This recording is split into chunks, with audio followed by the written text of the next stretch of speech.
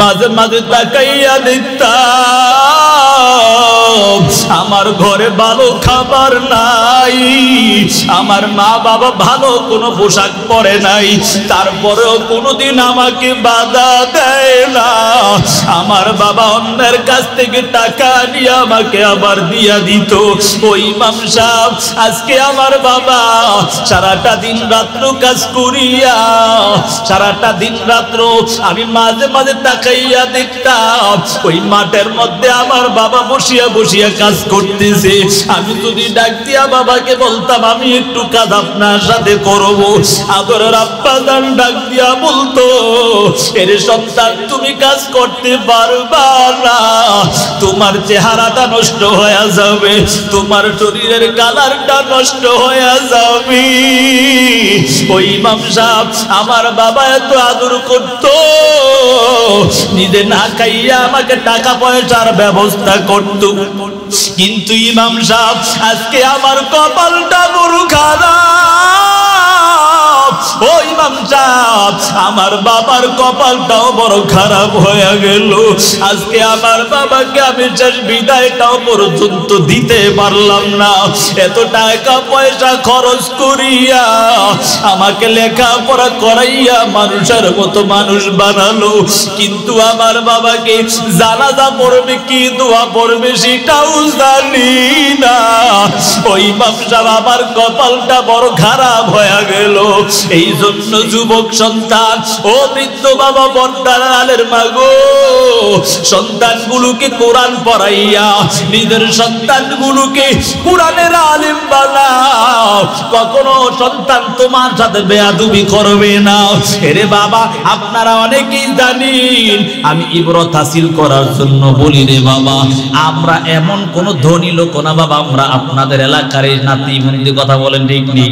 আপনারা জানেন আমার বাবা মাদ্রাসায় খেদমত করতো, এত টাকা পয়সা না 5-7 হাজার টাকার হাদিয়া খেদমত করতো রে বাবা।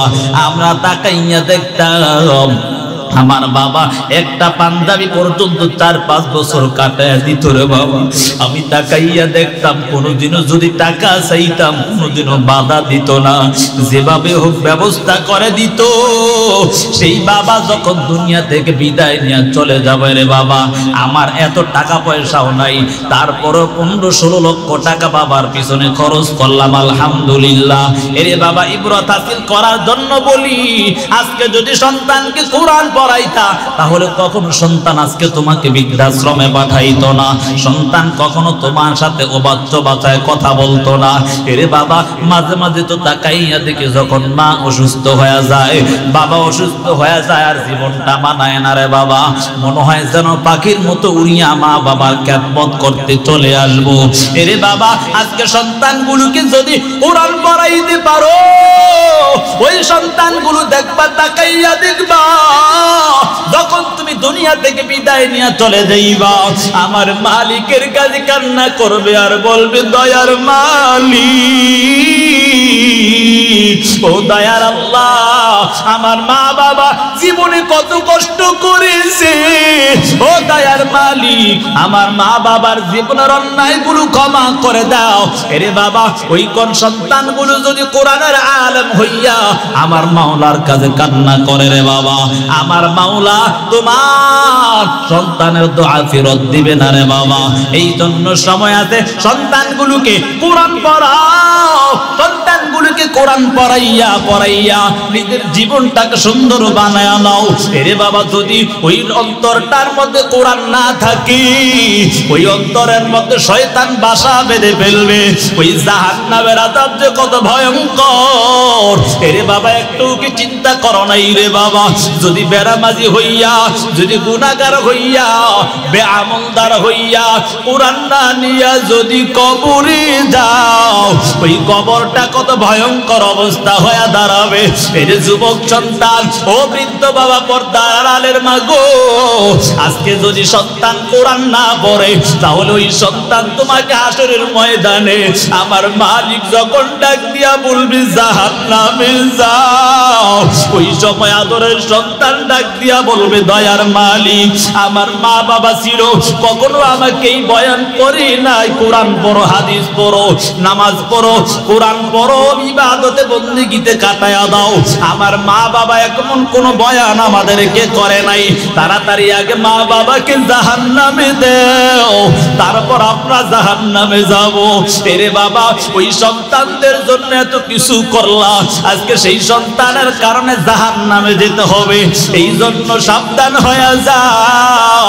মায়ার নবী হাদিসের মধ্যে বলেন আল কবরু রাউযাতুম মির রিয়াজিল জান্নাহ আও হুফরাতুম মিন হুফারিন নার। মায়ার নবী হাদিসের মধ্যে বলেন হে যুবক সন্তান, জানো কবর কার জন্য জাহান্নামের গর্ত হয়ে যাবে আর কার জন্য জান্নাতের বাগান হয়ে যাবে। যদি বেঈমান গুনাহগার কোরআন না নিয়ে কবরে যাও, ওই কবরের দুই পাশের মাটি এমন জোরে চাপ দিবে রে বাবা, দুই পাশের হাড়গুলো এক পাশের হাড়গুলো অপর পাশে ঢুকে যাবে। শুধু চিল্লানোর আওয়াজ, কেউ তোমার আওয়াজ শুনবে না। এর যুবক সন্তান, এখনো সময় আছে, তওবা করিয়া নাও। ওই কবরের মধ্যে 70 থেকে 99টা সাপ এমন ভাবে ধ্বংসন করতে থাকবে রে বাবা, এমন ভয়ঙ্কর অবস্থা হয়ে দাঁড়াবে। কবরে রাখার পর যখন প্রশ্ন করবে রবের পরিচয় দাও, ধর্মের পরিচয় দাও, নবীর পরিচয় দাও, যদি গুনাহগার বেঈমান নাফরমান হয় কবরে যাও, ওই সময় বলবা হা হা লা দিরি, আমি কিছুই জানি না, কিছুই জানি না। আল্লাহর আযাবের ফেরেশতারা ডাক দিয়া বলবে ওই জাহান্নামীকে জাহান্নামের পোশাক পরাইয়া দাও, জাহান্নামের বিছানা বিছায়া দাও, মিথ্যাবাদীকে জাহান্নামের বিছানা বিছায়া দাও। ওই কবরের আযাব যে কত ভয়ঙ্কর রে বাবা, একটু কি চিন্তা করো না? এর যুবক সন্তান, ও পর্দার আড়ালের মা গো, আর অন্যায় করো না, সন্তানগুলোকে কোরআন শিখায়া দাও। ওই সন্তানগুলো যদি কোরআন না নিয়ে কবরে যায়, জাহান্নামের আযাব সহ্য করতে পারবে না। এই যুবক সন্তান, এই বৃদ্ধ বাবা, এখনো সময় আছে, অন্যায় থেকে ফিরিয়ে আসো, তওবা করো, তওবার দরওয়াজা আল্লাহ খোলা রাখছে। এই জন্য বাবা, নিজে কোরআন পড়তে পারো না, চেষ্টা চালায়া যাও, ওই কোরআনটাকে শিখার জন্য মৃত্যুর আগ পর্যন্ত চেষ্টা করে যাও। এরে বাবা, এমন বড় বড় হাজী সাহেব তাকাইয়া দেখবেন ওই হাজী সাহেব হজ করে আসছে, কিন্তু যদি প্রশ্ন করি বাবা একটু কোরআন তেলাওয়াত করেন, সূরা ফাতিহাটা একটু শোনায়া দেন, তাকায়া দেখবেন কত রকমের ভুল না তার ফাতিহায় পাওয়া যায়। কথা বলেন ঠিক না বেঠিক? এই জন্য বাবা, ওই কোরআনওয়ালাদেরকে, এরে বাবা, ওই কোরআনওয়ালা ছাত্রদেরকে ডাক দিয়া আপনাদের এলাকা, আপনাদের কপাল তো বড় ভালো আমি মনে করি। মাদ্রাসা আপনাদের এলাকার মধ্যে মাঝে মাঝে বিকাল বেলা যদি ছাত্রদেরকে পাও, ছাত্রটাকে 10টা টাকা নাস্তা কিনিয়া তারপর যখন বলবা এরে বাবা আমাকে একটু এই সূরাটা শোনায়া দাও, এরে বাবা যখন ছাত্রর থেকে এই সূরাটা শুনবা, সাথে সাথে দেখবা ওই ছাত্রর থেকে শিখতে শিখতে একদিন তোমার নিজেরও শিখা হয়ে যাবে। কথা বলেন ঠিক না বেটি? وَإِذْ قَالَ رَبُّكَ لِلْمَلَائِكَةِ إِنِّي جَاعِلٌ فِي الْأَرْضِ خَلِيفَةً قَالُوا أَتَجْعَلُ فِيهَا مَن يُفْسِدُ فِيهَا وَيَسْفِكُ الدِّمَاءَ وَنَحْنُ نُسَبِّحُ بِحَمْدِكَ وَنُقَدِّسُ لَكَ قال إني أعلم ما لا تعلمون।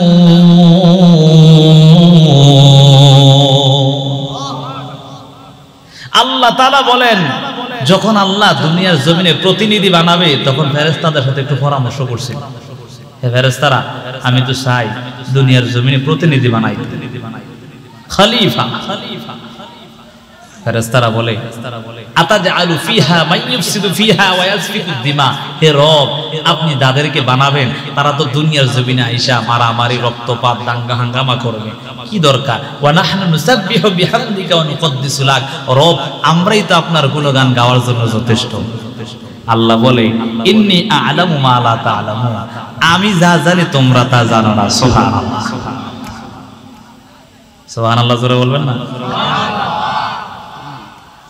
রব বলে হে আমার ফেরেশতাদের দল, আমি যা জানি তোমরা তা জানো না। যখন আমরা এই মজলিসের মধ্যে বসে আমার মালিকের স্মরণ করি, আমার মালিক ফেরেশতাদেরকে ডাক দেয়, এরে ফেরেশতারা দেখ দেখ আমার বান্দা কি চায়। বলে আল্লাহ আপনার জান্নাত চায়, জাহান্নাম থেকে মুক্তি চায়। রব ডাক দিয়া বলে এরে ফেরেশতাদের দল, বল কখনো কি জান্নাত জাহান্নাম আমার বান্দা বান্দি দেখছে কি?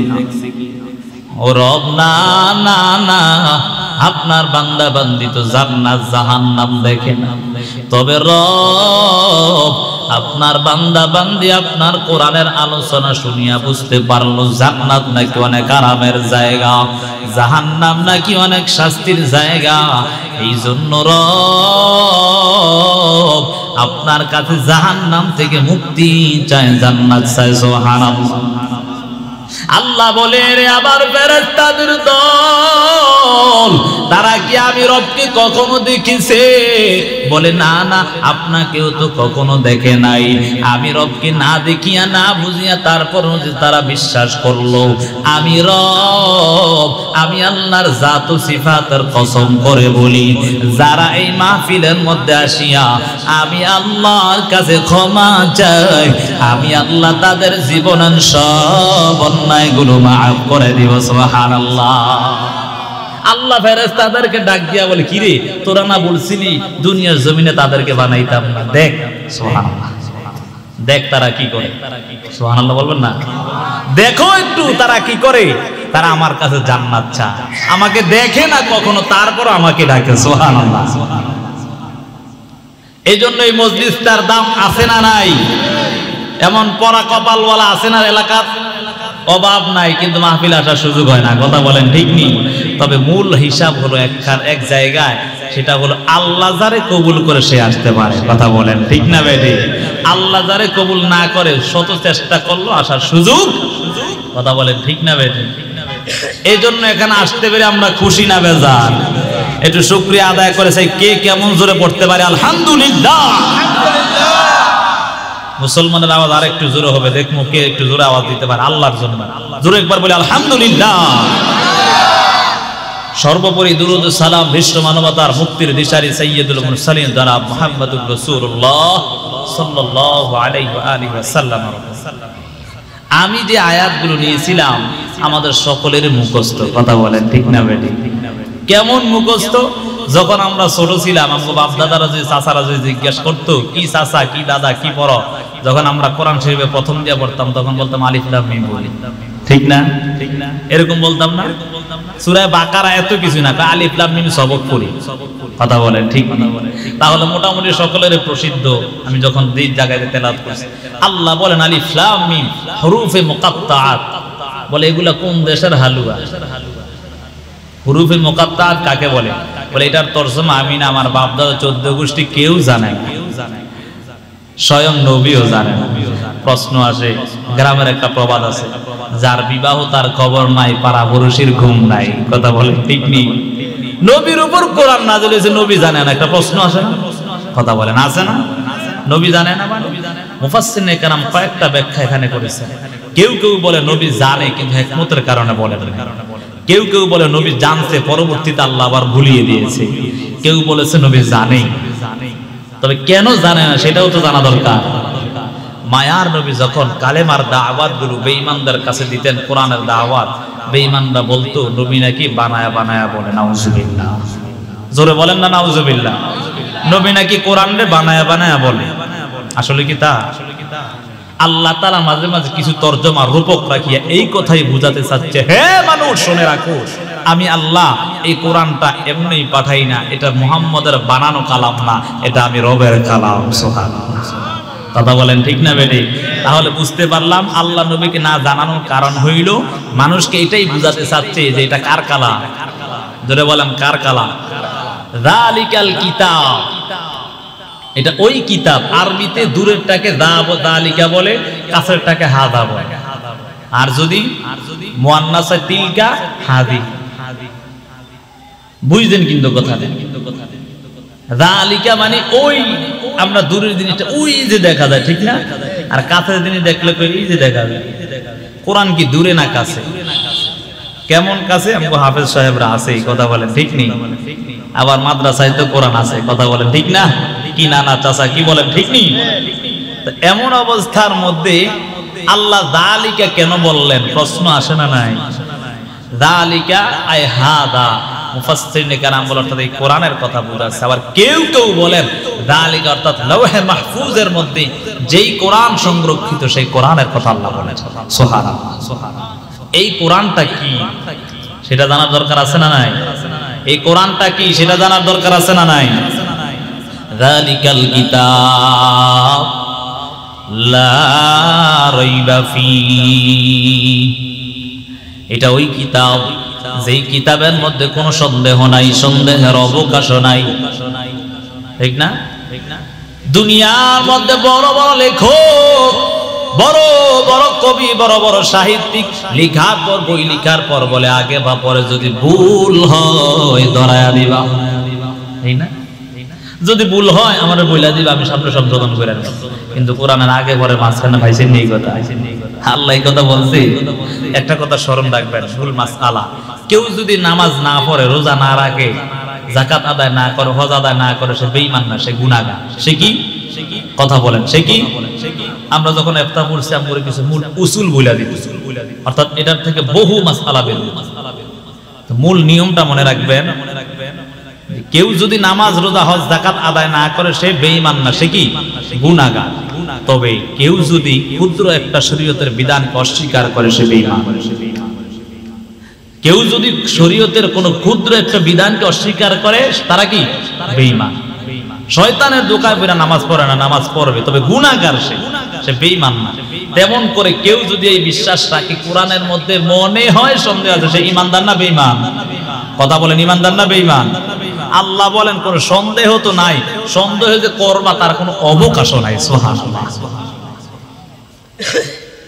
দুনিয়ার মধ্যে যত লেখক আছে তার বইয়ের আগে পরে বলে দে, ভুল যদি হয় ধরায়া দিবা, সামনে সংশোধন করে নেব। আল্লাহ বলেন লা রাইবা ফি, এটা ওই কিতাব যেই কিতাবের মধ্যে কোনো সন্দেহ নাই, সন্দেহের কোনো অবকাশ নাই। এটা এমন একটা কিতাব যেই কিতাবের মধ্যে কোনো সন্দেহ নাই, সন্দেহের অবকাশ নাই। এই কিতাবটা কি আমার আল্লাহ কেন পাঠালেন? লা রাইবা ফি হুদাল লিল মুত্তাকিন, এটা এমন একটা কিতাব জানো ও দুনিয়ার মুসলমানের দল, এটা এমন একটা কিতাব জানো যেই কিতাবটা মুমিনদের জন্য হেদায়েত, মুমিনদের জন্য পথ প্রদর্শক। যারা এই কোরআনের পথটা ধরবে আমার আল্লাহ তাদেরকে জান্নাতের পথে নিয়ে যাবে। এরে বাবা তাকাইয়া দেখো, আজকে দুনিয়ার জমিনে কত মানুষ চলতেছে ফিরতেছে, খবর নাই। আজকে দুনিয়ার জমিনে চলাফেরা করো, একটা বারো চিন্তা করো না আমি কোন জীবনটা কোন ভাবে কাটাইলাম, আমি জীবনটাকে কোন পথে পরিচালনা করলাম। একটা বারো সেই চিন্তা নাই আমার রব আমাকে কেন পাঠালেন, কেন দুনিয়ার মধ্যে আসলাম, কি করতেছি, আবার কি নিয়ে কবরে যাব। এরে যুবক সন্তান আজকে তাকাইয়া দেখো, এই দুনিয়ার জমিন আমাদের চিরস্থায়ী নয় রে যুবক। এই দুনিয়ার জমিনটা আমাদের জন্য ক্ষণস্থায়ী জীবন। এই দুনিয়ার জমিনটার মধ্যে কয়েকদিন গ্রুপের আবার সবাই চলে যেতে হবে। এরে বাবা আমি আপনাদের এখানে যখন ছিলাম কত মুরব্বীদেরকে আমার সামনে আমি দেখলাম, কথা বলেন ঠিক না? জুমার বয়ান করতাম, ওই সময় কত মুরব্বীদের সামনে পাইতাম। আজকে তাকাইয়া দেখি অনেকে আমার চোখের সামনে নাই। নাই, কেন নাই? তার হায়াত শেষ। এরে বাবা একটু চিন্তা করো, আমি আর তুমিও একদিন চলে যাব। কেউ দুনিয়ার জমিনে চিরকাল থাকবে না। এই জন্য কি করতেছো? কি নিয়ে এই দুনিয়া থেকে বিদায় নিবে একটা বারো চিন্তা করলা না? সাবধান হয়ে যাও, আমার রব এমন একজন দয়ার মালিক আল্লাহ। আল্লাহ দয়া করিয়া আমাদেরকে এত সুন্দর জীবন যাপন করার জন্য সূর্যের আলো দান করেছেন। আমার আল্লাহ এত সুন্দর করে চন্দ্রের আলো দান করলেন। আমার আল্লাহ এত সুন্দর অক্সিজেন আমাদের জন্য দান করলেন। এত অন্যায় করতেছি, আমার রব পারতেন অক্সিজেন বন্ধ করে দিতেন। বাবা তাকাইয়া দেখো, আজকে কত রকমের অন্যায় করিয়া করিয়া নিজের জীবনটাকে ধ্বংস করে দিলাম। একটা বারো সেই চিন্তাটা তোমার মধ্যে হয় না।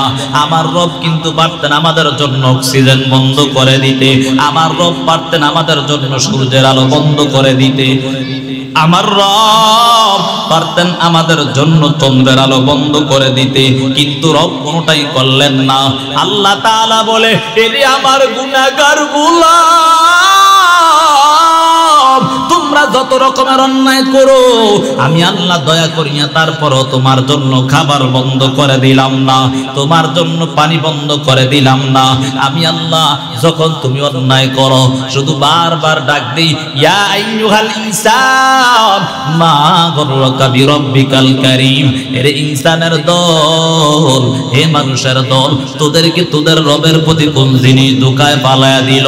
আমি রব তোদেরকে বানাইয়া আজকে কেমন করে অন্যায় কাজে লিপ্ত হয়ে গেলি। মুয়াজ্জিন আযান দেয়, আজকে মুয়াজ্জিন আযান শুনিয়া তুমি মসজিদে যাও না। এর যুবক সন্তান ওই দোকানপাটে আড্ডা দিয়া জীবনটাকে ধ্বংস করে দিলা। এর বৃদ্ধ বাবা মুয়াজ্জিন আযান দিল, ওই আযান শুনিয়া তুমি দোকানে আড্ডা দাও। এই অবস্থায় যদি তোমার জন্য আজরাইল এসে হাজির হয়ে যায়, তোমার জীবনটা ধ্বংস হয়ে যাবে রে বাবা। মায়ার নবী হাদিসের মধ্যে জানায়া দেন, তাহিয়াউনা কামা তামুতুন ওয়া তামুতুনা কামা তাহিয়াউন। তোমার দুনিয়ায় চলন যেমন হবে মরণও কিন্তু তোমার তেমন হবে। মরণ যেমন হবে তোমার হাসরও কিন্তু তেমন হবে। এর যুবক সন্তান, আজকে মায়ের ভয় করিয়া বাবার ভয় করিয়া আজকে তুমি ঘরের দরওয়াজাটা আটকাইয়া রাত্র গভীর হয়ে যায় মোবাইলের গুনায় লিপ্ত হয়ে গেছো। একটা বারো চিন্তা করলা না? তোমার মা তোমাকে দেখে ফেলবে, এই জন্য তুমি দরওয়াজাটা আটকায়া দিলা। তোমার বাবা তোমাকে দেখে ফেলবে, এই জন্য তুমি দরওয়াজাটা আটকায়া দিলা। তোমার ভাই বোন তোমাকে দেখে ফেলবে, এই জন্য তুমি দরওয়াজাটা আটকায়া দিলা। কেন? বলে তোমার ইজ্জত নষ্ট হয়ে যাবে। এর যুবক সন্তান, ও বৃদ্ধ বাবা, পর্দার আড়ালের মাগো, একটা বারো চিন্তা করলা না? মা দেখবে এই জন্য ভয় করলা মাকে, তোমার বাবা দেখবে এই জন্য বাবাকে ভয় করলা, আত্মীয় স্বজনরা দেখবে তোমার সম্মান নষ্ট হয়ে যাবে। এ যুবক সন্তান, ওই তুমি কি একটা বারো চিন্তা করো নাই? আমার রব কিন্তু প্রত্যেকটা সময় আমার আর তোমার দিকে তাকায় আছে। তুমি যেখানেই যাও না কেন, রব কিন্তু তোমার আর আমার সাথেই আছে রে বাবা। এই জন্য বাবা সাবধান হয়ে যাও, কোরআনের পথে রঙিন হয়ে যাও। ওই কোরআনওয়ালাদের কত দাম, কত দাম, কোরআনওয়ালাদের কত দাম। মায়ার নবী হাদিসের মধ্যে জানায়া দেন, ক্বালান নবী সাল্লাল্লাহু আলাইহি ওয়া আলিহি ওয়া সাল্লাম, খায়রুকুম মান তাআল্লামাল কুরআনা ওয়া আল্লামা। মায়ার নবী হাদিসের মধ্যে জানায়া দেন, দুনিয়ার জমিনের সবচেয়ে উত্তম জাতি হলো তারা যারা কোরআন নিজে শিখে এবং অপরকে শিক্ষা দেয়। এরে বাবা তাকাইয়া দেখো, ওই কোরআনওয়ালাদের কত দাম। আজকে যদি কোরআনওয়ালাদের দাম নাই হতো রে বাবা, তাহলে বড় বড় মন্ত্রী মিনিস্টাররা আসিয়া ইমাম সাহেবকে ডাক দিয়া বলতো, আপনি পিছনে দাঁড়ান, আমি সামনে যাই। ঠিক নেই? বুঝেন নাই কথা? আমরা ঢাকা শহরে নামাজ পড়াই তো হাজার শহরে মুসল্লি যখন হয়, বড় বড় ধনী লোক অভাব নাই, তার কাছে যাওয়ারও আমার সুযোগ নাই, কিন্তু এসে পিছনে দাঁড়ায়। কথা বলেন ঠিক না বেটি? এর সুযোগ আছে মিম্বারের সামনে এসে কথা বলা? হ্যাঁ, কেন? আমি তার কাছে টাকার কাছেও তার কাছে আমি দাম নাই। কথা বলে বুঝছেন কি? অথচ সে আইসা এখানে দাঁড়ায় কথা বলার সুযোগ নাই। কেন? এটা মূল কথা হলো কোরআনের সম্মান। কথা বলেন ঠিক না বেঠিক? এই কোরআনওয়ালাদের কত দাম জানো? এর বাবা বড় বড় মসজিদ মজলিসে যখন আলোচনা করি তাকাইয়া দেখি হাজার হাজার মানুষ যখন বসে বসে বয়ান শুনে মাঝে মাঝে নিজের মনকে প্রশ্ন করলাম, হায় হায়, আমার সামনে আমার মুরব্বী বসা, আমার সামনে আমার বাবার বয়সী লোকগুলো বসা, আমার সামনে আমার নানার বয়সী দাদার বয়সী লোকগুলো বসা, আমার একটা ক্ষমতাও নাই আমি তাদেরকে নিচে রাখিয়া উপরে বসার, তবে আমার আল্লাহ কেন বসাইলেন? শুধু একমাত্র কোরআনের কারণে আমার আল্লাহ উপরে বসাইছেন। কথা বলেন ঠিক না?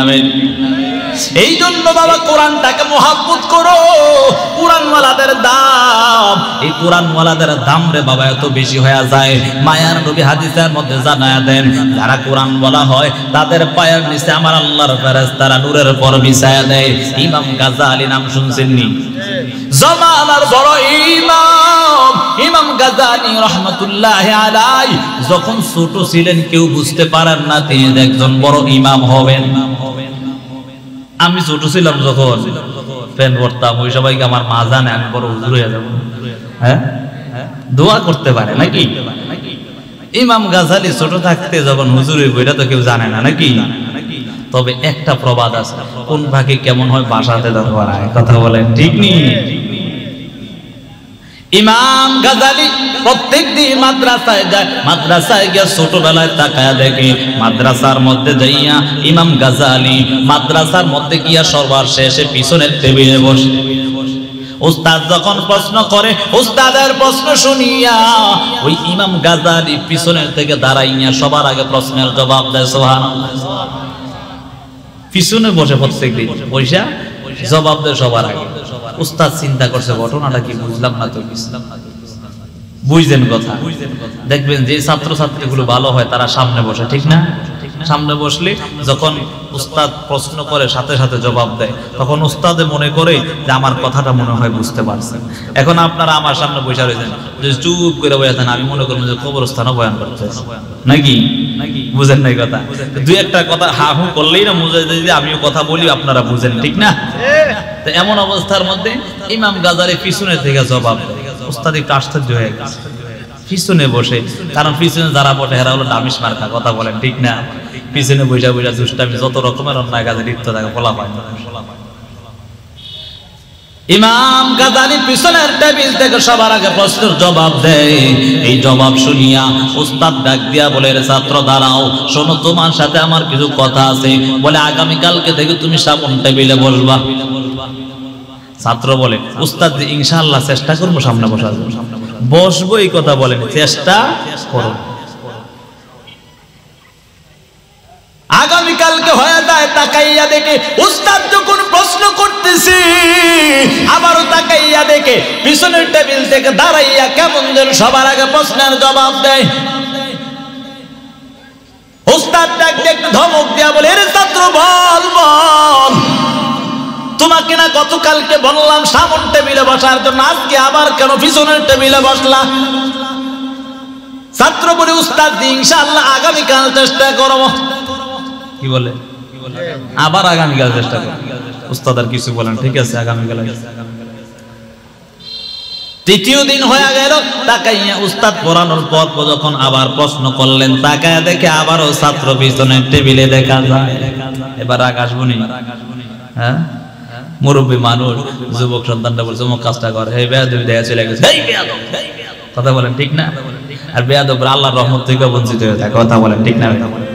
লিকুল্লি শাইইন জিনাতুন ফিল ওয়ারা ওয়া জিনাতুল মারই তামামিল আদাবি আজ খোদা কা হিমে তৌফিকে আদব বেআদব মাহরুম গাশতাজ ফজলে রা।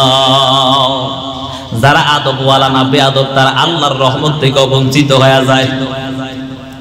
উস্তাদ এবার তৃতীয় দিন ডাক দিয়া এমন জোরে ধমক দিতেছে, ছাত্র কেমন যেন কান্নায় বেহুশ হয়ে যায়। ছাত্রের কান্না দেখিয়া উস্তাদও কান্না করে। এর ছাত্র বলো, কেন তুমি এমন কান্না করো? কান্নার কারণটা কি? আমি তো তোমাকে বেত্রাঘাত করলাম না, এমন কান্না কেন তুমি করতেছো? কেন তুমি মাত্র একটু ধমক দিলাম, যার কারণে তুমি এত কান্না করো, তার কারণটা কি একটু জানতে চাই। তোমার কান্না দেখিয়া আমি উস্তাদেরও কান্না শুরু হয়ে গেল। ছাত্র ডাক দিয়া বলে, ওরে উস্তাদ, আপনি আমাকে বদদুয়া দিয়েন না, যদি বদদুয়া দেন আমি ধ্বংস হয়ে যাব। ওরে উস্তাদি আমার কপালটা কেমন দিন হয়ে গেছি। আপনি যখন থেকে আমাকে বললেন ওই দিন থেকে আমি মাদ্রাসায় আসার জন্য সবার আগে আগে চেষ্টা করি। ও উস্তাদি আমি আমার বাসা থেকে মাদ্রাসায় আসতে মাত্র 10 থেকে 15 মিনিট সময় লাগে, কিন্তু উস্তাদি আমি আমার বাসা থেকে সামনে বসার জন্য 1-1.5 ঘন্টা সময় নিয়ে আসি। কি কয় সময় লাগে কয় মিনিট? 10 থেকে 15 মিনিট। আর হ্যাঁ সময় লয়ে বাইরে কয় মিনিট? 1-1.5 ঘন্টা। উস্তাদ ও বলছি মনে হয় জায়গা জায়গায় বুঝেন নাই কথা, বুঝেন শিক্ষা আছে। এবারত হাসিল করে এমন অবস্থা আমগো দেশের। আমগো এই সন্তানরা কলেজে পড়ে, মায়ের কাছে বাবার এই আব্বা বলছে আগামীকালকে স্যারের ফজর উপর ওইটা তাড়াতাড়ি স্কুলে যাইতে। কোন স্কুলে যে হয়ে গেছে, হঠাৎ করে পাশের বাড়ির চাচায় যখন বাজারে যায় হঠাৎ করে দেখে টাকা দেখে পার্কের গোড়ায় বাতি যায় বসে বসে। কথা বলেন ঠিক নেই? এই যে আমাদের এগুলা নাই কি হাদিস সাহেব? নাই এগুলা কথা কেন আসেনি? কথা কেন আসেন? এমন তো এমন কিছু লোক আছে না, উস্তাদ বলে ও বুঝতে পারছি তুমি 1.5 ঘন্টা সময় নিয়ে কোন জায়গায় ঘুরে একটু বলো তো। সুবহানাল্লাহ বলেন। উস্তাদ ডাক দিয়া বলে ছাত্র বল আমি তো তোমাকে বেত্রাঘাত করলাম না, কিছুই করলাম না, মাত্র একটু ধমক দিলাম, যার কারণে তুমি এমন ভাবে কান্না শুরু করে দিলা। তোমার কান্না দেখি আমি উস্তাদেরও কান্না শুরু হয়ে গেল। কি এমন হয়ে গেল? ছাত্র বলে ওরে উস্তাদজি আল্লাহর জাত ও সিফাতের কসম করে বলি আমি আপনার কথা শোনার পর প্রত্যেক দিন সামন টেবিলে বসার জন্য 10-15 মিনিটের রাস্তা আমি 1-1.5 ঘন্টা সময় নিয়ে যখন বের হই, কিন্তু উস্তাদি আমার কপালটা কেমন যেন হইয়া যায়, আমি কেমন যেন মাওলার কুদরত দেখতে পাই। আমি আমার বাসা থেকে বাম পাওটা দিয়া বের হওয়ার পর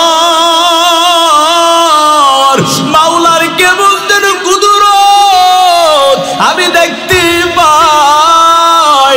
আমার পাওটা যখন এক একটা কদম বাড়ায় আমি কেমন যেন আমার পায়ের সামনে আমার মাওলা নূরের বাতি ঝলমল করতে দেখতে পাই।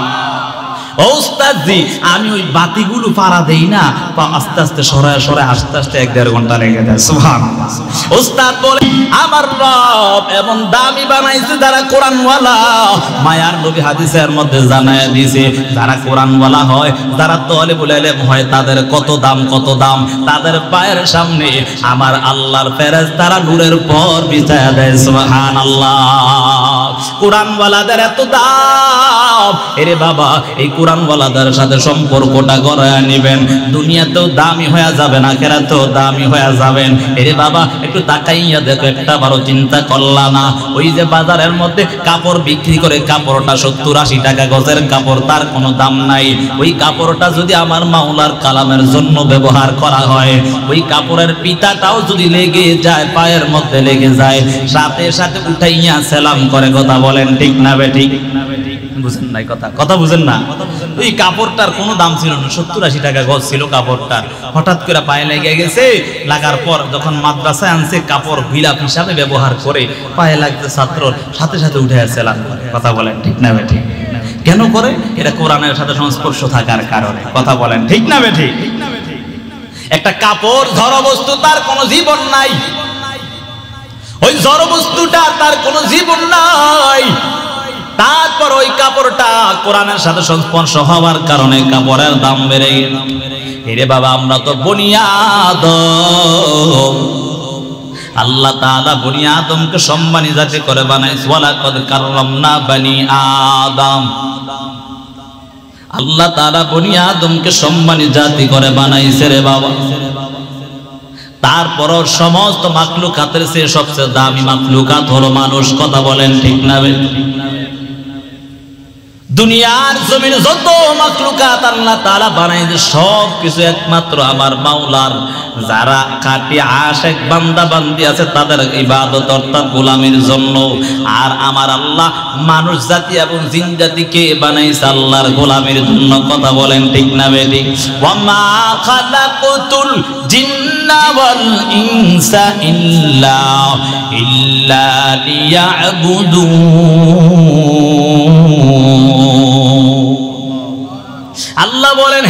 দুনিয়ার মানুষ, আমি আল্লাহ তোমাদেরকে এবং জিন জাতিদেরকে বানাইছি একমাত্র আমি আল্লাহর ইবাদতের জন্য। এরে বাবা, মানুষ জাতি তো এত দামি জাতি বাবা, তারপরও তাদের দাম কত হবে যদি কোরআনটাকে সিনায় ঢুকায় নাও। এরে বাবা, কোরআনটাকে সিনায় ঢুকাও, যদি না পারো কোরআনওয়ালাদের সাথে সম্পর্ক করো, কোরআনওয়ালাদের সাথে সম্পর্ক করিয়া নিজের জীবনটাকে সুন্দর করে নাও। কোরআনওয়ালাদের সাথে যদি মুহাব্বত করতে পারো, মায়ার নবী হাদিসের মধ্যে জানায় দেন, আল মারউ মা'a মান আহাব্বা, যার সাথে যার মুহাব্বত হবে হাসর কিন্তু তার সাথেই হবে। এরে বাবা, একটু তাকাইয়া দেখো এই কোরআনওয়ালাদেরকে আমার মালিক যখন হাসরের ময়দানে ডাক দিয়া বলবে, ইকালু লিসাহিবিল কুরআন ইকরা ওয়ারতাকি ওয়ারাতিল কামা কুনতা তুরাতিলু ফিদ দুনিয়া ফাইন্না মানজিলাকা ইনদা আখিরি আয়াতিন তাকরাউহা। আমার আল্লাহ তাআলা ওই কোরআনওয়ালাদেরকে ডাক দিয়া বলবে, এর কোরআনওয়ালা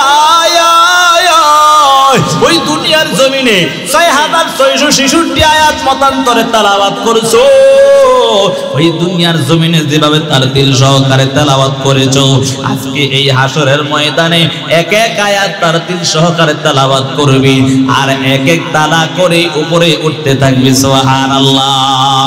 6666 আয়াত মতান্তরে তেলাওয়াত করবি, আবার 6666 তালা উপরে চলে যাবে। সুবহানাল্লাহ। এই জন্য বাবা এই কোরআনওয়ালাদের কত দাম। এরে বাবা, এই জন্য কোরআনওয়ালাদের সাথে সম্পর্কটা গড়ায় নাও। ইমাম গাজালি রহমতুল্লাহ আলাইহির একটা ঘটনা তাফসীর কুরতুবীর মধ্যে উল্লেখ করেছেন। রে বাবা, আল্লাহর বান্দা ইমাম গাজালি ঘুমের ঘরে মিশরের জমিনে ঘুমের ঘরে ঘুমায়া রইলেন। হঠাৎ করে কে যেন ডাক দেয়, এরে আল্লাহর বান্দা তাড়াতাড়ি ঘুম থেকে ওঠো, তাড়াতাড়ি ঘুম থেকে উঠে যাও। মিশরের জমিনের পার্শ্ববর্তী এলাকা রহমতপুর এলাকা, ওই এলাকার মধ্যে যাও। আমার আল্লাহর একজন খাঁটি আশিক দুনিয়া থেকে বিদায় নিয়েছে, তাকে তাড়াতাড়ি দাফন কাফন করার মতো কোনো লোক নাই। আল্লাহর বান্দা ইমাম গাজালি ঘুম থেকে উঠে আশ্চর্য হয়ে গেল। কত মানুষ কত রকমের স্বপ্নই না দেখতে পায়, কত মানুষ মাকে দেখতে পায়, বাবাকে দেখতে পায়, কিন্তু আমি এমন কোন স্বপ্ন দেখলাম যে আমি কিছুই বুঝতে পারলাম না। ইমাম গাজালি আবার ঘুমায় যায়, কে যেন ডাক দেয়, এরে ইমাম গাজালি ঘুম থেকে উঠো, তাড়াতাড়ি ঘুম থেকে উঠো, তাড়াতাড়ি এখনো সময় আছে, তাড়াতাড়ি যাও। তাড়াতাড়ি গিয়া ওই মিশরের জমিনে পার্শ্ববর্তী এলাকা রহমতপুর এলাকা, ওই এলাকার মধ্যে তাড়াতাড়ি যাও। ওই এলাকার মধ্যে একজন আল্লাহর খাঁটি আশিক দুনিয়া থেকে বিদায় নিয়েছে, তাকে কাফন দাফন করার মতো কোনো লোক পাওয়া যাচ্ছে না। এই জন্য যাও যাও, তাড়াতাড়ি তাকে কাফন দাফনের ব্যবস্থা করে নাও।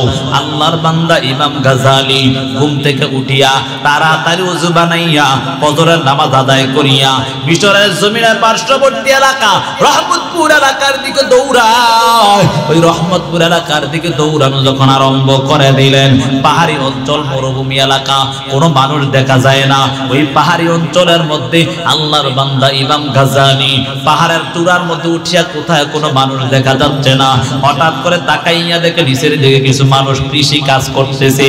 আল্লাহর বান্দা ইমাম গাজালি দৌড়ে গিয়া হাজির, তাদেরকে ডাক দিয়া বলে, এরে চাচা বলো এলাকার মধ্যে কোনো মানুষ দুনিয়া থেকে বিদায় নিয়েছে কিনা একটু জানতে চাই।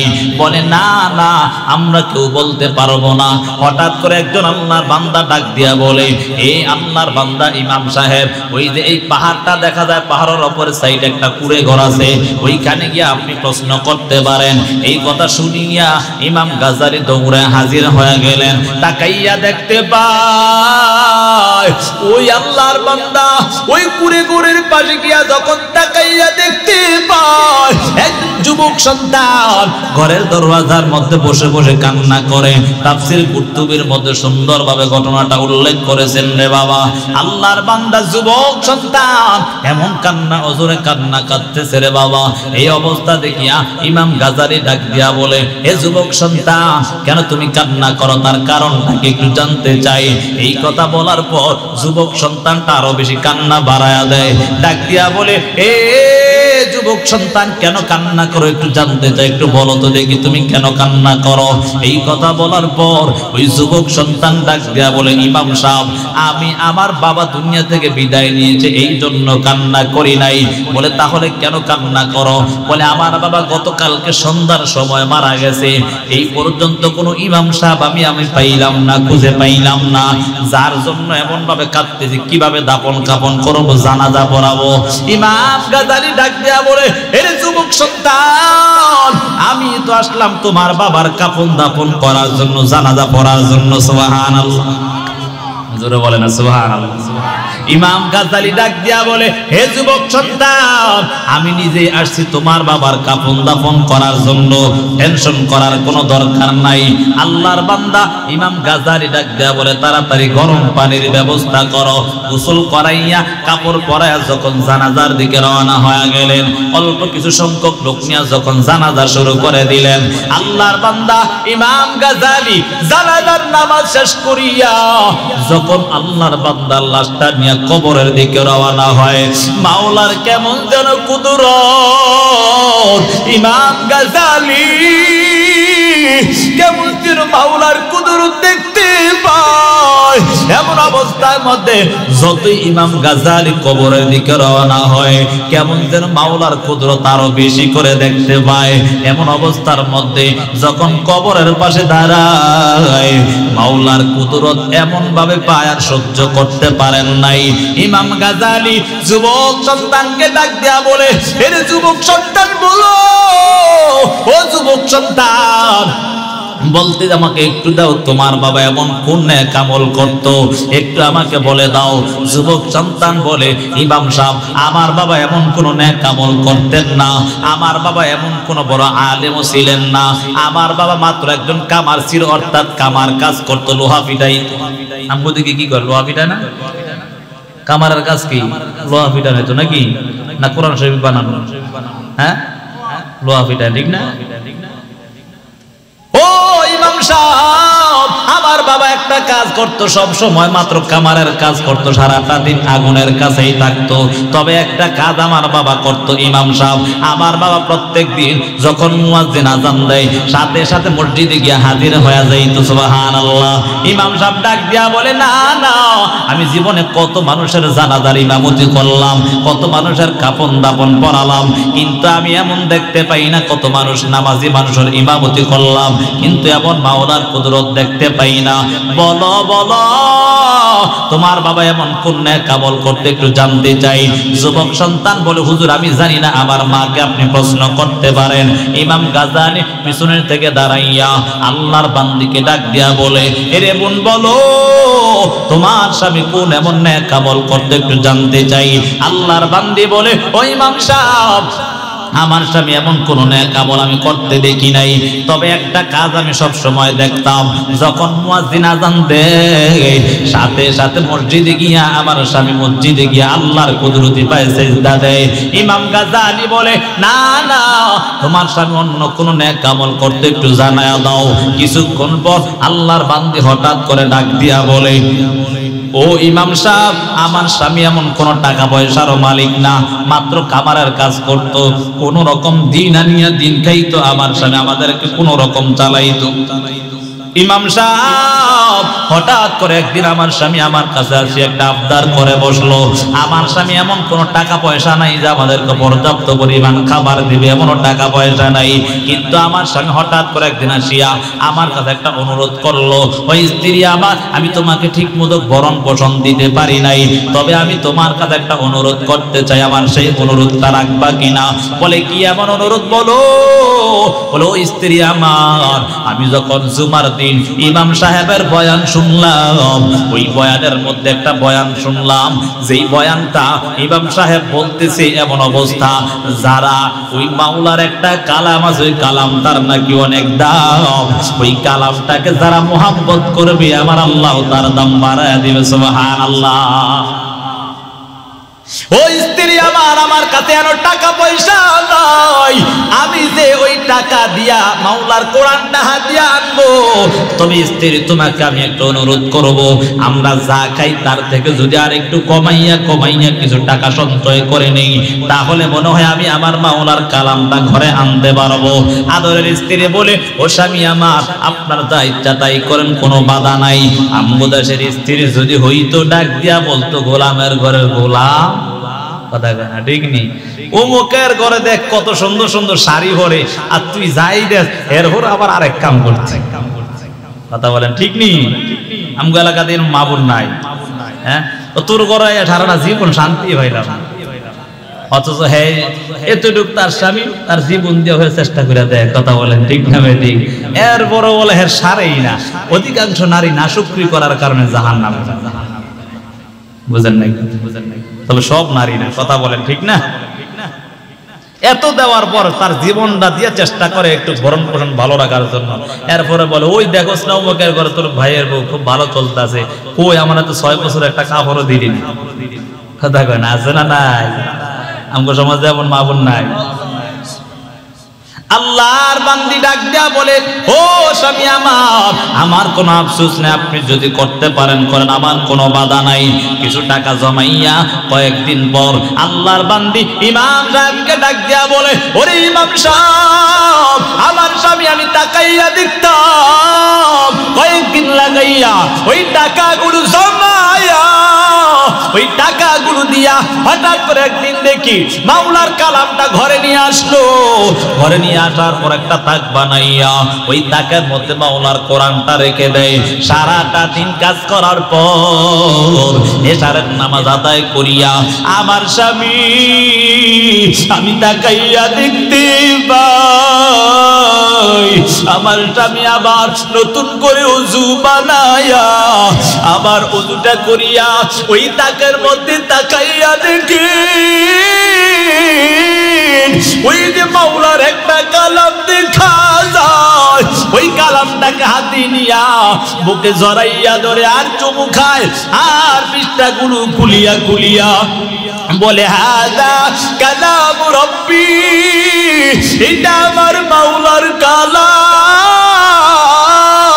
এমন ভাবে কান্না করে আর হাতগুলো বুলাইয়া দেয় আর ডাক দিয়া বলে, ও দয়ার মালিক, আমি দুনিয়ার জমিনে আসলাম, আপনার কোরআনটা পড়তে পারি নাই, এত মজার কোরআন আমি পড়তে পারি না। ও দয়ার মালিক, আপনি আমাকে জাহান্নামী বলিয়া ডাক দিয়েন না।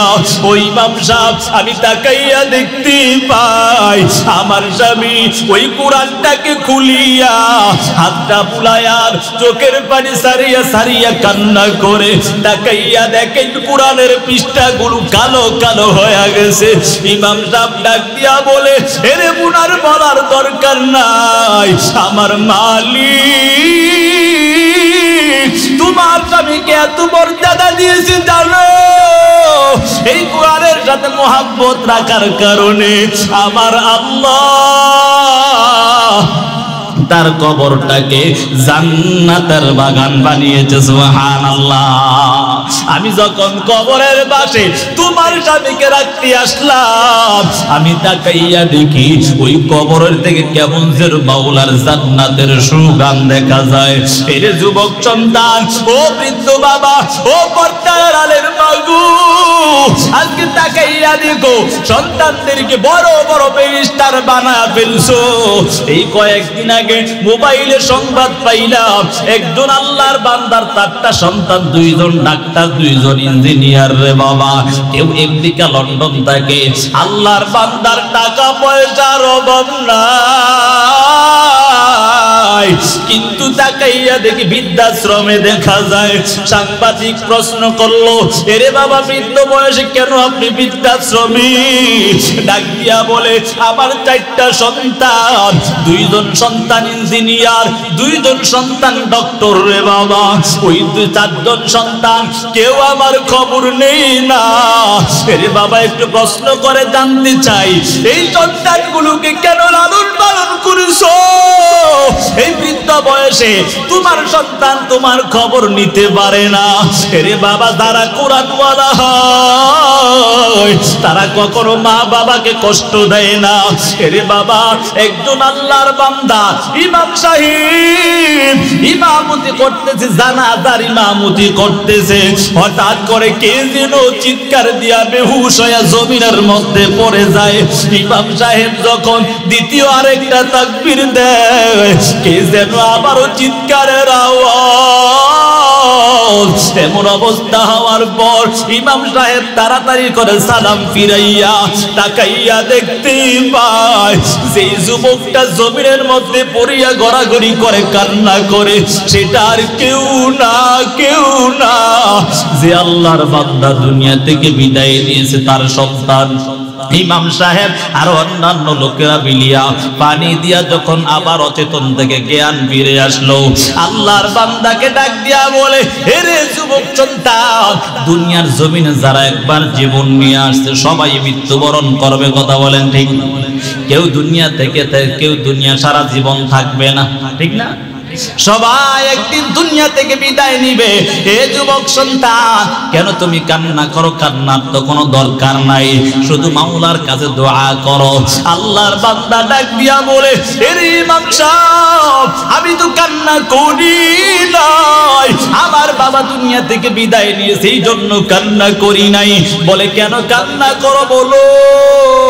ডাক দিয়া বলে, ও ইমাম সাহেব, আমার বাবা এত ধনাঢ্য লোক না, সারাটা দিন রাত্র আমার বাবা কাজ করত, আমাকে বড় ডাক্তার ইঞ্জিনিয়ার বানায়া ফেললো ওই ইমাম সাহেব, এই জন্য আমি কান্না করি নাই।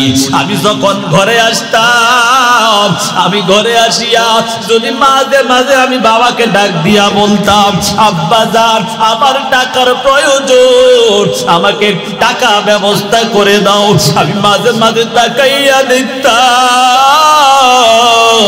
আমার ঘরে ভালো খাবার নাই, আমার মা বাবা ভালো কোনো পোশাক পরে নাই, তারপরেও কোনোদিন আমাকে বাধা দেয় না। আমার বাবা অন্যের কাছ থেকে টাকা নিয়ে আমাকে আবার দিয়া দিত। ওই ইমাম সাহেব, আজকে আমার বাবা সারাটা দিন রাত্র কাজ করিয়া, সারাটা দিন রাত্র আমি মাঝে মাঝে তাকাইয়া দেখতাম ওই মাঠের মধ্যে আমার বাবা বসিয়া বসিয়া কাজ করতেছে। আমি যদি ডাক দিয়া বাবাকে বলতাম আমি একটু কাজ আপনার সাথে করবো, আদরের আব্বা জান ডাক দিয়া বলতো, এর সন্তান তুমি কাজ করতে পারবা না, তোমার চেহারাটা নষ্ট হয়ে যাবে, তোমার শরীরের কালারটা নষ্ট হয়ে যাবে। ওই ইমাম সাহেব আমার বাবা এত আদর করত, নিজে না খাইয়া আমাকে টাকা পয়সার ব্যবস্থা করত। কিন্তু ইমাম সাহেব, আজকে আমার কপালটা বড় খারাপ। ও ইমাম সাহেব, আমার বাবার কপালটাও বড় খারাপ হয়ে গেল। আজকে আমার বাবাকে আমি শেষ বিদায়টাও পর্যন্ত দিতে পারলাম না। এত টাকা পয়সা খরচ করিয়া আমাকে লেখাপড়া করাইয়া মানুষের মতো মানুষ বানালো, কিন্তু আমার বাবাকে জানাজা পড়বে কি দোয়া পড়বে সেটাও জানি না। ওই ইমাম সাহেব, আমার কপালটা বড় খারাপ হয়ে গেল। এই জন্য যুবক সন্তান, ও বৃদ্ধ বাবা, বর্দার আলের মাগো, সন্তানগুলোকে কোরআন পড়াইয়া নিজের সন্তানগুলোকে কোরআনের আলেম বানাও। কখনো সন্তান তোমার সাথে বেয়াদবি করবে না। এরে বাবা, আপনারা অনেকেই জানেন, আমি ইবরত হাসিল করার জন্য বলি রে বাবা, আমরা এমন কোন ধনী লোক না বাবা, আমরা আপনাদের এলাকার নাতি মুন্দি, কথা বলেন ঠিক নেই? আপনারা জানেন আমার বাবা মাদ্রাসায় খেদমত করত, এত টাকা পয়সা না 5-7 হাজার টাকার হাদিয়া খেদমত করতো রে বাবা।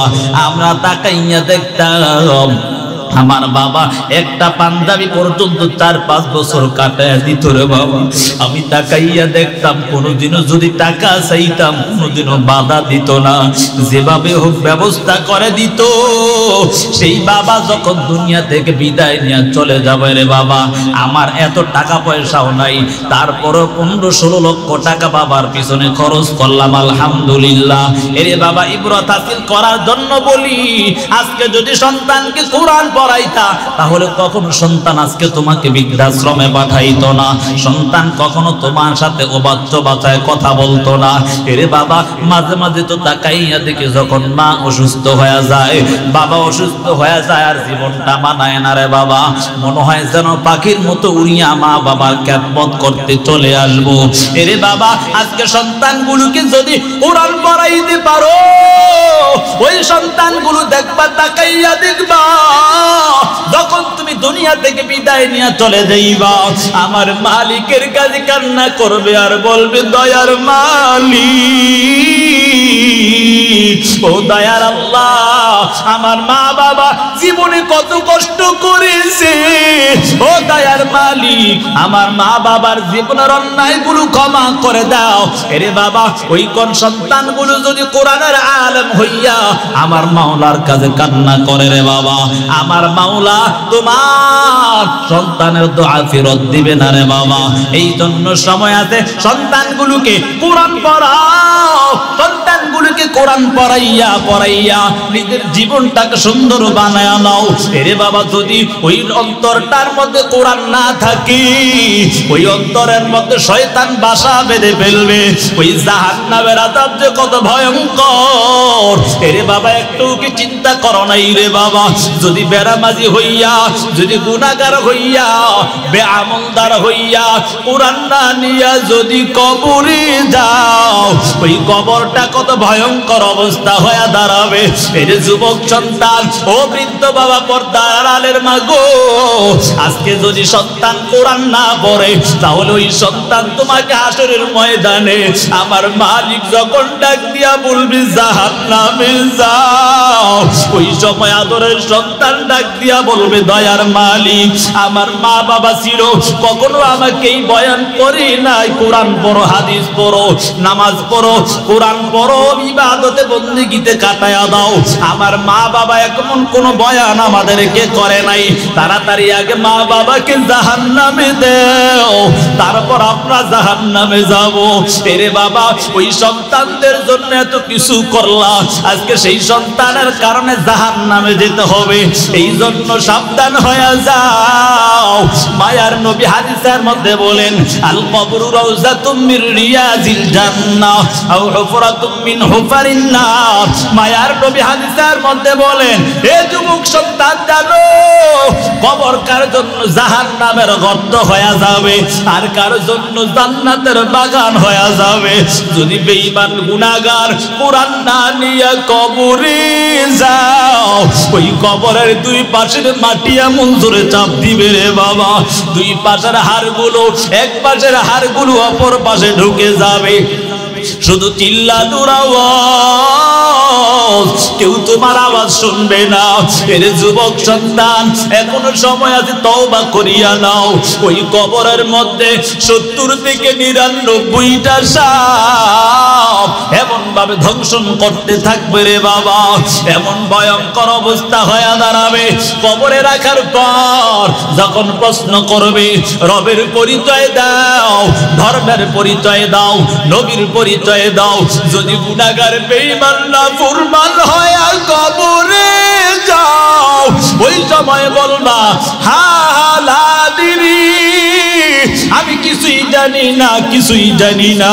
আল্লাহর আযাবের ফেরেশতারা ডাক দিয়া বলবে, ওই জাহান্নামীকে জাহান্নামের পোশাক পরাইয়া দাও, জাহান্নামের বিছানা বিছায়া দাও, মিথ্যাবাদীকে জাহান্নামের বিছানা বিছায়া দাও।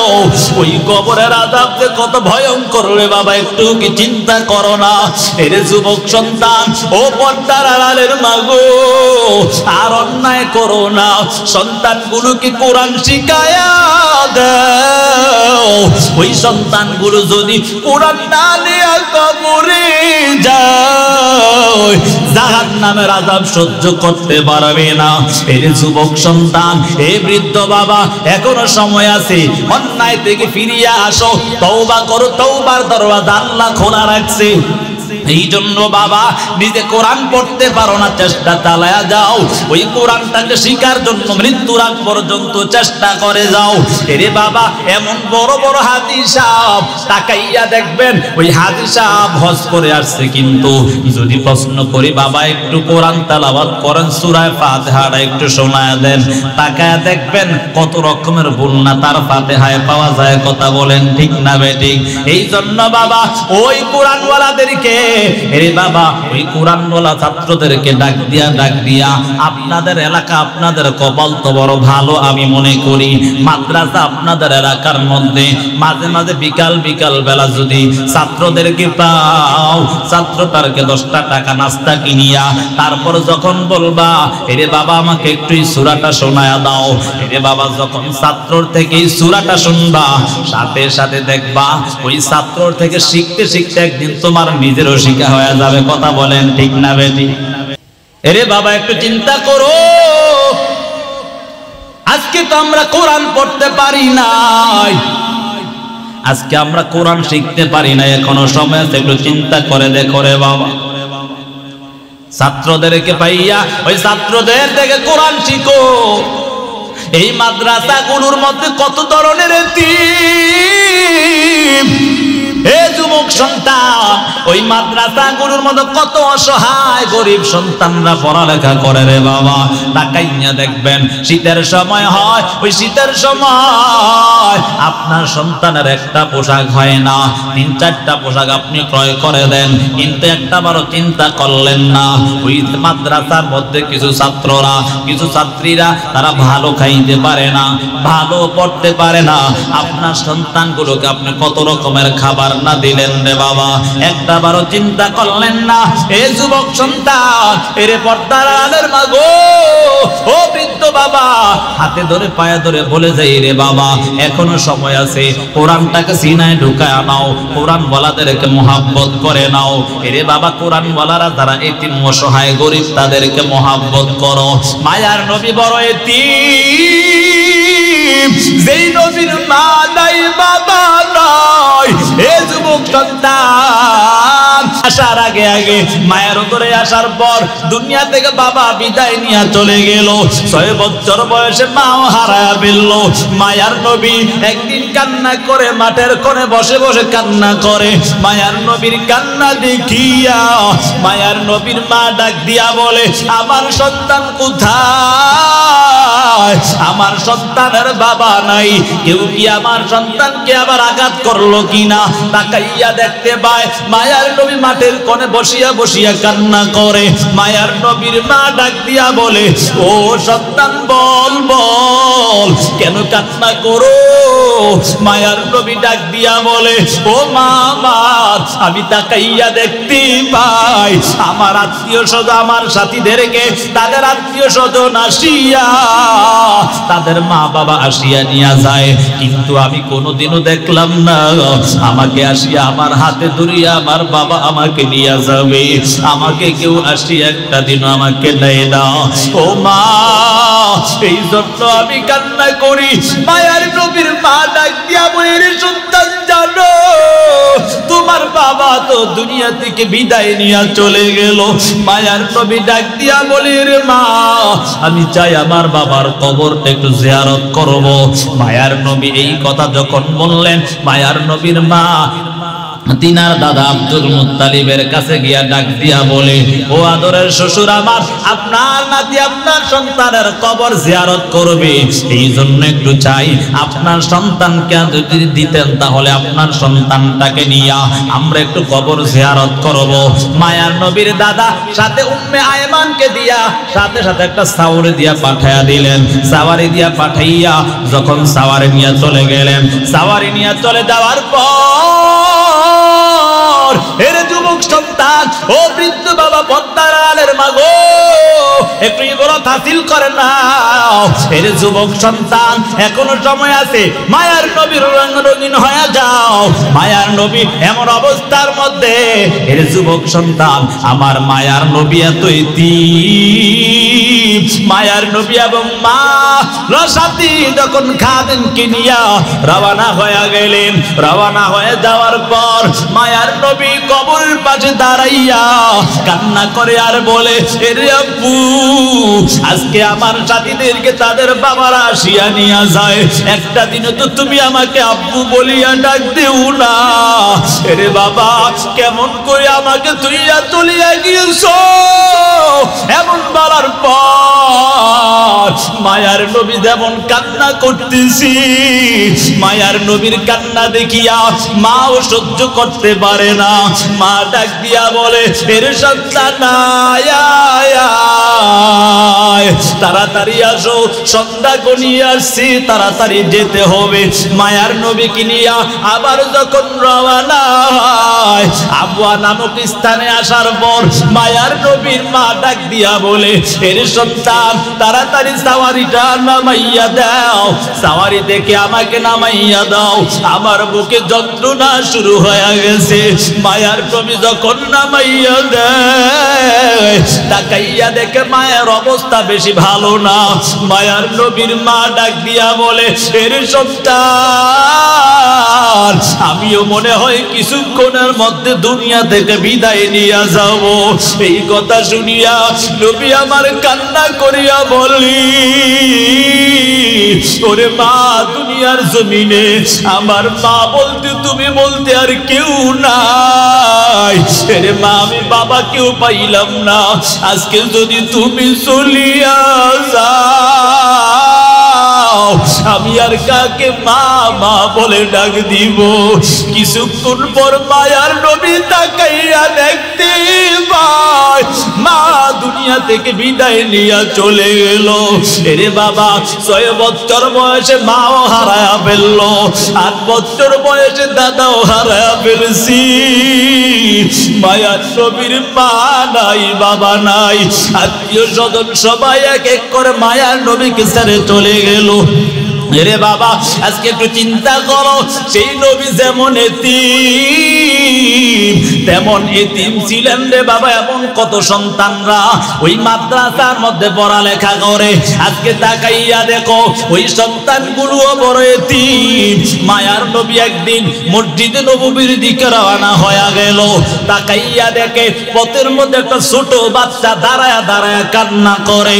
মায়ার নবী ডাক দিয়া বলে, সন্তান বল বল কেন কান্না করো, একটু জানতে চাই।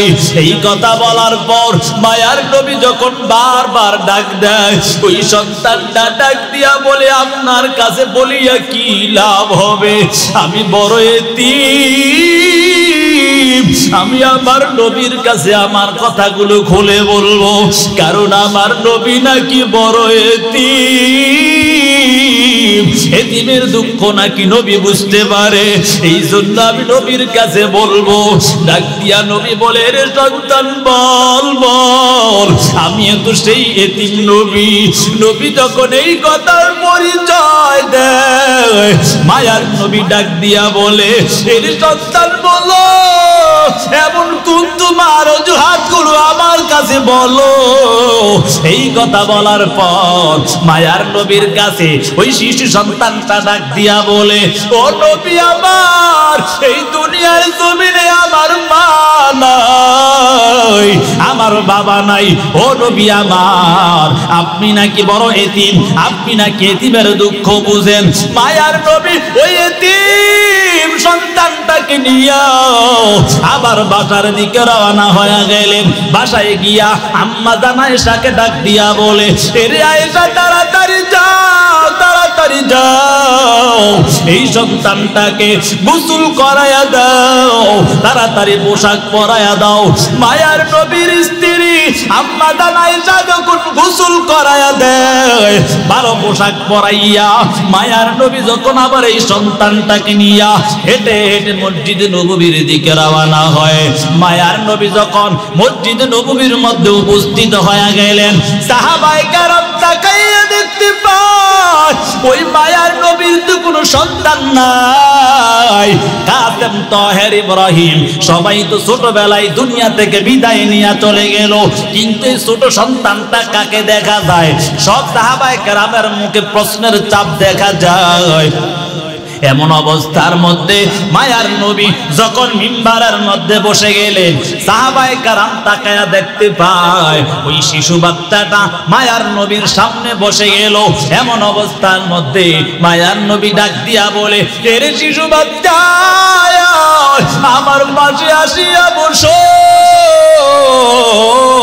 তুমি সামনে বসবা না। সব সাহাবায়ে কেরামরা কেমন যেন হতভম্ব হয়ে গেল। এই সন্তানটাকে আবার মায়ার নবী ডাক দিয়া বলে, ওরে সাহাবায়ে কেরাম, আমি বুঝতে পেরেছি তোমরা এমন একটা প্রশ্ন মনের মধ্যে ঘুরপাক খাচ্ছে এই সন্তানটাকে, কারণ আমার দুনিয়ার জমিনে বড় কোনো সন্তান নাই, আমার সন্তানগুলো সবাই চলে গেল। এই সন্তানটাকে এই জন্য তোমাদের মনের মধ্যে প্রশ্ন ঘুরপাক খাচ্ছে। ওরে সাহাবায়ে কেরাম, শুনিয়া নাও, তোমরা আমার পক্ষ থেকে অনুপস্থিতদের কাছে বাণীগুলো পৌঁছায়া দিবা। এই যে এটা সন্তানটা দেখতে পেয়েছো, তোমরা সকলেই জানো আমি নবী বড় এতিম, আমি নবীর মা নাই, আমি নবীর বাবাও নাই, আমি নবী মা বাবা তারা বড় এতিম অসহায়, আমি ছোটবেলায় মা বাবা হারায়া ফেললাম।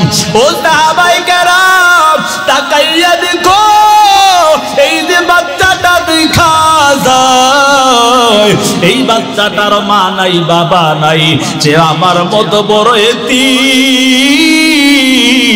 এই বাচ্চাটাকে তাকাইয়া দেখো তার মা নাই বাবা নাই, এই সন্তানটা আমার মতো বড় এতিম।